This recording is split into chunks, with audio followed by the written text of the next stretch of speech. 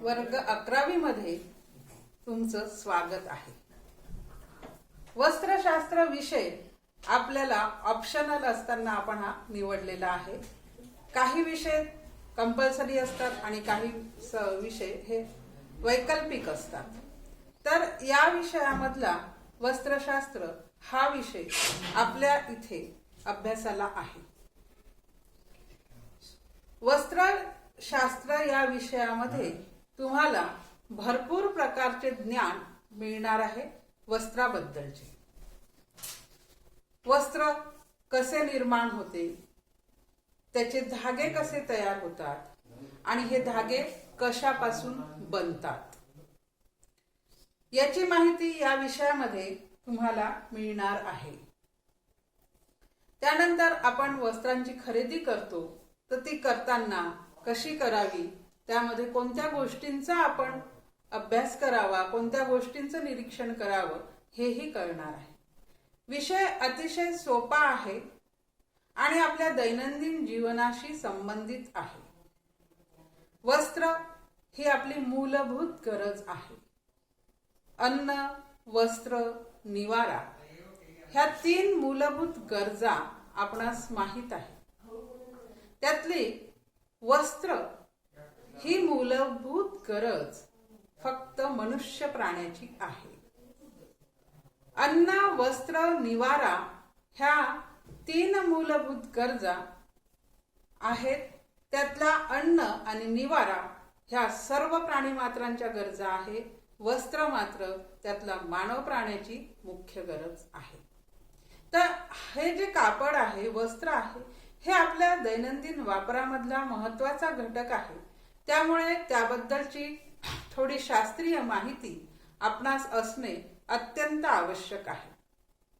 त्या दृष्टीने हा विषय अतिशय उपयुक्त आहे। या विषयाचा अभ्यास करताना तुम्हाला वस्त्र खरेदी करताना एक स्वतःमध्ये कॉन्फिडन्स आल्यासारखं वाटेल। वस्त्र निर्मितीच्या अनेक पद्धती आहे। वस्त्रांमध्ये खूप जास्त विविधता आहे आणि त्यामुळे आपल्याला ह्या वस्त्रांबद्दल बऱ्याच वेळेला कन्फ्युजन असते किंवा त्या वस्त्रांबद्दल विशेष काहीच माहित नसते। या विषयामध्ये आणखीन एक महत्त्वाचं म्हणजे याला 30 मार्कांचं प्रात्यक्षिक परीक्षा आणि 70 गुणांचा लेखी पेपर असतो। तर प्रात्यक्षिकाच्या दृष्टिकोनातून, गुणांच्या दृष्टिकोनातूनही हा विषय तुमच्यासाठी फायदेशीर आहे। या विषयामध्ये थोडी मेहनत घेतल्यानंतर तुम्ही चांगल्या पद्धतीने गुण प्राप्त करू शकता।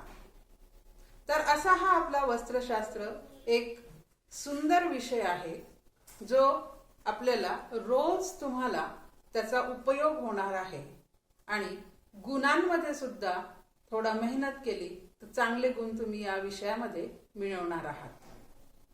मग आता आपण या विषयाला शिकायला सुरुवात करू। पहिलं प्रकरण किंवा घटक 1 आपण बघू।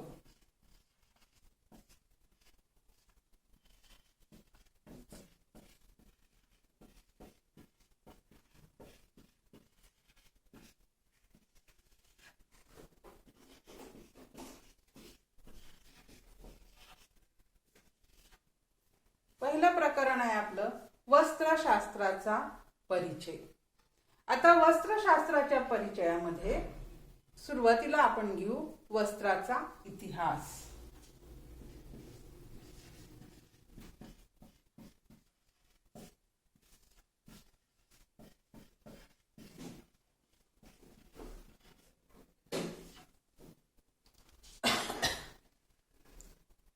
वस्त्र निर्मिती केव्हा झाली किंवा वस्त्र माणसाने केव्हा वापरले, तर अगदी आपण प्राचीन काळात जर बघितलं तर इतर प्राण्यांसारखा मनुष्य सुद्धा राहत होता। वस्त्र त्याची त्या काळामध्ये गरज नव्हती, परंतु ज्या वेळेला जशी जशी संस्कृती प्रगत होत गेली तसं वस्त्र वापरणं हे सुसंस्कृतपणाचं लक्षण समजल्या गेलं. आपल्याला जर काही प्राचीन संस्कृतीचे जे अवशेष आहे ते बघितलं तर असं लक्षात येईल की फार पूर्वीपासून मनुष्य वस्त्राचा वापर करीत होता. भारतीय संशोधनांमध्ये किंवा काही जे उत्खनन केल्या गेलेले आहे त्यामधलं एक महत्वाचं उत्खनन आहे मोहनजोदडो.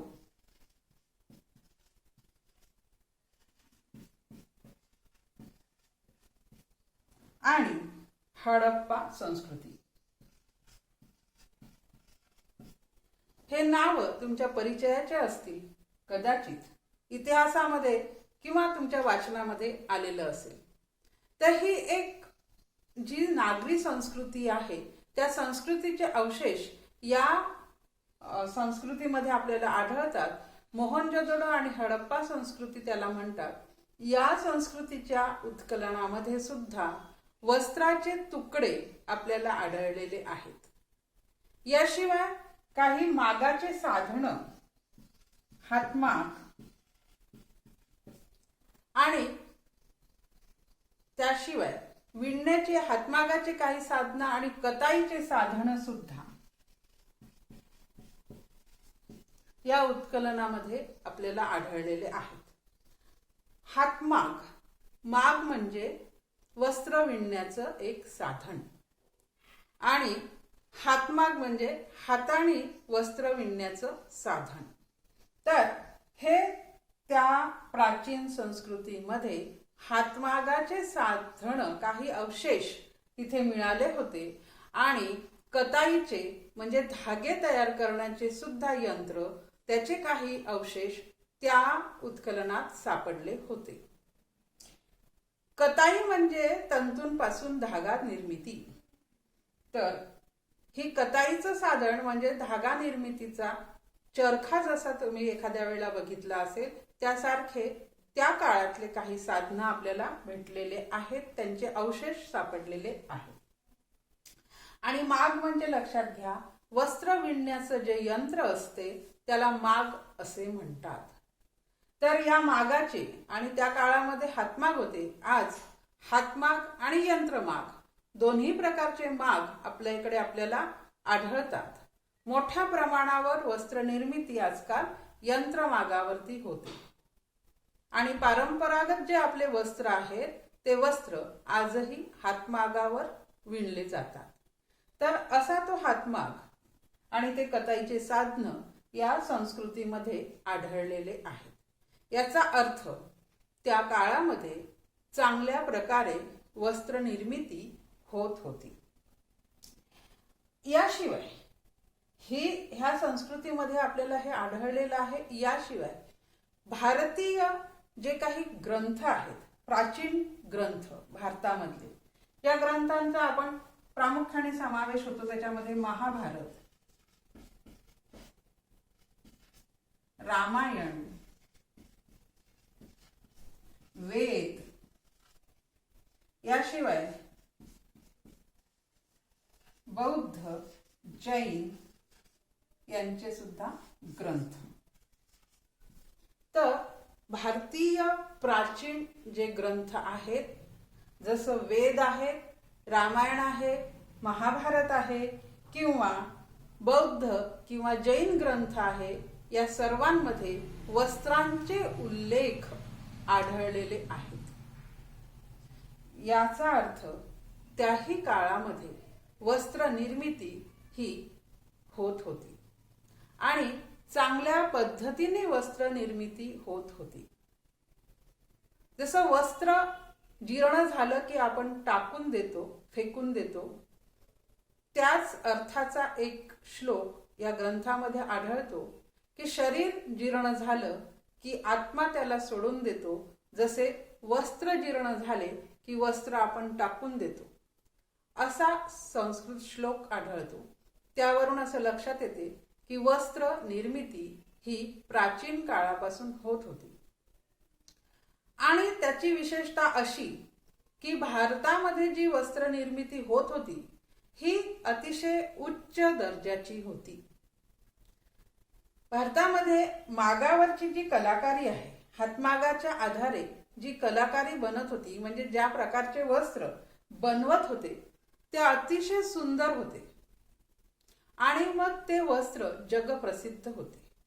भारतातले वस्त्र प्राचीन काळामध्ये म्हणजे 18व्या शतकामध्ये हे जगप्रसिद्ध भारतीय उद्योग हा होता आणि आपल्या देशातून हे वस्त्र विदेशांमध्ये जात होते. भारतीय वस्त्रांना विदेशामध्ये त्या काळामध्ये भरपूर मागणी होती, कारण अतिशय उच्च दर्जाची वस्त्र निर्मिती आपला देश करीत होता. त्यानंतर आपल्या देशामध्ये विविध प्रांतांमध्ये विविध वस्त्र, परंपरागत वस्त्र विणल्या जातात. त्या परंपरागत वस्त्रांचा अभ्यास आपण यावर्षी करणार आहोत की आपल्या देशामधल्या वेगवेगळ्या राज्यांमध्ये कोणते परंपरागत वस्त्र निर्माण होतात आणि त्याची वैशिष्ट्य काय असतात, हेही आपल्याला यावर्षी एका प्रकरणामध्ये म्हणजे 10व्या प्रकरणामध्ये अभ्यासायचं आहे. साधारणपणे परंपरागत वस्त्रांची काही नावं कदाचित तुमच्या परिचयाची असतील. जसं पैठणी ही महाराष्ट्राची एक ओळख आहे वस्त्राची, हे आपले परंपरागत वस्त्र आहे. किंवा काही बनारसी शालू वगैरे किंवा पश्मिना शॉल हे आपले परंपरागत वस्त्र आहेत. असे अनेक राज्यांमधले विशेष असे वस्त्र आहेत आणि या वस्त्रांचा अभ्यास सुद्धा तुम्हाला करायचा आहे. याशिवाय आपल्याला आपल्या विषयामध्ये आणखीन काही बऱ्याच गोष्टी शिकायच्या आहेत. तर आपण बघत होतो आपल्या वस्त्राचा इतिहास. तर याच्यामध्ये जशी माणसाची प्रगती होत गेली विज्ञानामध्ये, तशी आपल्या देशामध्ये औद्योगिक प्रगती सुद्धा होत गेली. सगळ्या जगामध्ये औद्योगिक प्रगती झाली किंवा त्याला म्हणतो आपण औद्योगिक क्रांती आली. जेव्हा औद्योगिक क्रांती आली किंवा अवजार यंत्र निर्मिती सुरू झाली, त्यावेळेला वस्त्रशास्त्रामध्ये सुद्धा प्रगती झाली. इथे वस्त्र विणण्यासाठी यंत्रमागाची निर्मिती झाली आणि बाकीही काही गोष्टी जसं जिनिंग वगैरे आहेत, या गोष्टी निर्माण झाल्या आणि फार मोठा वस्त्र उद्योग सगळ्या जगभरामध्ये निर्माण झाला. यांत्रिक प्रगतीमुळे वस्त्र उद्योग मोठा भरभराटीला आलेला आहे. अनेक उपकरणं, अनेक साधनं वस्त्र निर्मितीमध्ये वापरल्या जातात. तर हा एक जागतिक दर्जाचा मोठा उद्योग आहे. आता या वस्त्रांची निर्मिती करताना आपली लोकसंख्या वाढत आहे ही गोष्ट शास्त्रज्ञांना जाणवली आणि लोकसंख्या वाढताना आपले जे नैसर्गिक तंतू आहे याचे वस्त्र आपल्याला कमी पडतील याची जाणीव त्या लोकांना झाली. वाढत्या लोकसंख्येला नैसर्गिक तंतू पुरू शकणार नाही. कारण बघा, निसर्गाच्या भरोशावर आपण ज्या वेळेला उत्पादन घेतो त्यावेळेला आपण बघतो की हे उत्पादन किती अस्थिर असते. पाऊस आला, खूप आला, काहीच नाही आला, कमी आला, म्हणजे या सगळ्या गोष्टींचं किंवा वातावरण ढगाळ आहे वगैरे या निसर्गामधल्या सगळ्या हालचालींचा परिणाम आपल्या उत्पादनावर होत असतो. आणि मग जे नैसर्गिक तंतू आहेत जसं कापूस, लिनन, ज्यूट यांच्या उत्पादनावर या निसर्गाचा परिणाम होतो. किंवा नैसर्गिक तंतू प्राण्यांपासून जे मिळतात ते रेशीम, लोकर आणि इतर प्राणी. तर ह्या प्राण्यांपासून मिळणारे हे तंतू मर्यादित असतात. वनस्पतींपासून मिळणाऱ्या तंतूंवरही मर्यादा येते आणि मग आपली संख्या तर वाढत आहे, इतक्या लोकांना वस्त्र पुरणार कसं, या बाबतीत विचार होऊन संशोधन 18व्या शतकात सुरू झाले होते. हे जे तंतू असतात निसर्गामधून मिळणारे, ज्याच्यापासून आपले वस्त्र बनतात, हे प्राण्यांपासून मिळतात किंवा वनस्पतींपासून मिळतात. खनिजांपासून मिळणारे तंतूही असतात, पण सर्वसामान्यपणे आपल्या पेहरावांमध्ये वनस्पतीज तंतू आणि प्राणीज तंतूंचा वापर जास्त केला जात होता. आणि मग ह्या दोघांच्याही मर्यादा लक्षात आल्यानंतर अनेक रासायनिक प्रयोग करून अनेक रसायनांपासून तंतू निर्मितीची प्रक्रिया 18व्या शतकात त्या प्रक्रियेवर संशोधन सुरू केलं गेलं होतं. संशोधन करताना आपले जे सेल्युलोज असतात, म्हणजे सेल्युलोज म्हणजे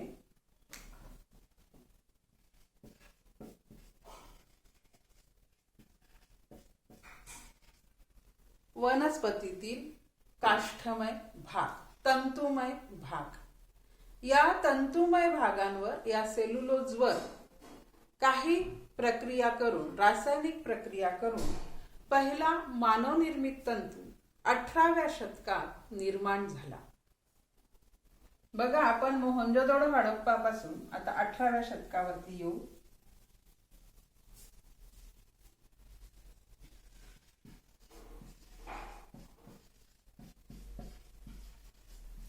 अठराव्या शतकात विविध असे संशोधन करून शेवटी एक तंतू तयार करण्याला मनुष्याला, शास्त्रज्ञांना यश मिळालं. तो तंतू होता रेयॉन. रेयॉन हा पहिला मानवनिर्मित तंतू आहे. ह्या रेयॉनच्या निर्मितीमध्ये सेल्युलोज वापरला गेला, म्हणजे वनस्पतीमधला तंतुमय भाग इथे वापरला गेला आणि त्याच्यावरती काही रासायनिक प्रक्रिया करून तंतू तयार झाला. म्हणजे हा रेयॉन तयार करताना आपल्याला काही नैसर्गिक घटकांचा उपयोग करावा लागला.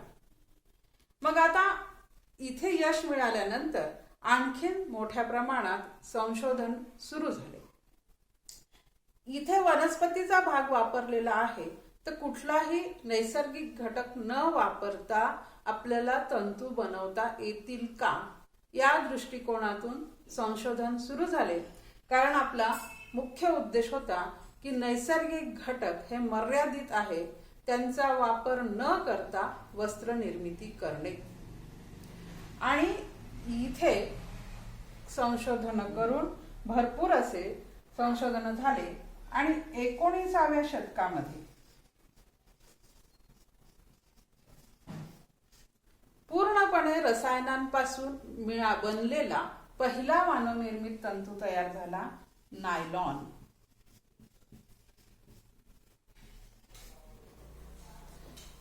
नायलॉन हा पूर्णपणे रसायनांपासून बनलेला पहिला मानवनिर्मित तंतू आहे.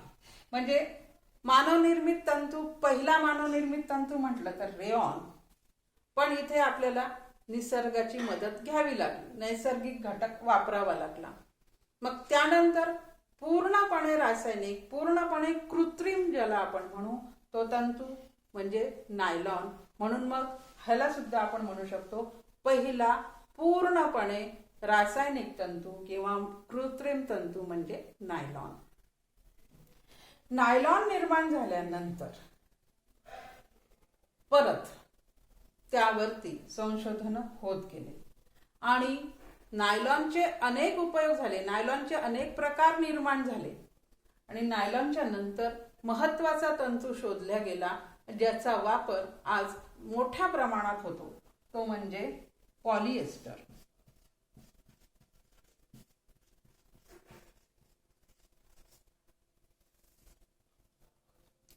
पॉलिएस्टर तंतूची निर्मिती नायलॉन नंतर झालेली आहे आणि हा पॉलिएस्टर लोकप्रिय तंतू आहे.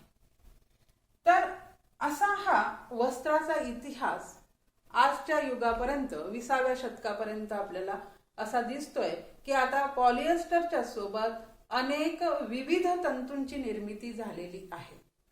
आणि एवढंच नाही, हे रासायनिक तंतू तर अनेक निर्माण झालेले आहेत, पण नैसर्गिक तंतूंमध्ये सुद्धा वाढ झालेली आहे की वेगवेगळे संशोधन करून वेगवेगळ्या वनस्पतींपासून आणखीन आपल्याला काही तंतू मिळतात का, याचे सुद्धा संशोधन आज मोठ्या प्रमाणामध्ये होत आहे.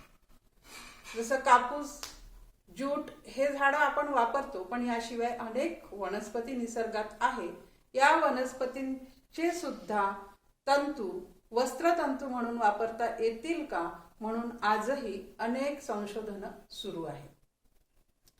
तर अशा पद्धतीने हे वस्त्रशास्त्र प्राचीन काळापासून आजच्या काळापर्यंत बदलत गेलेलं आहे आणि सुधारत गेलेलं आहे.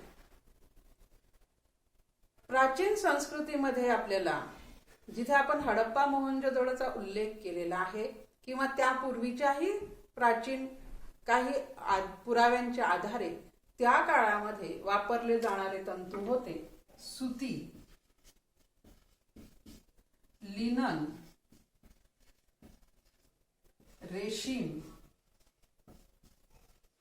आणि लोकर.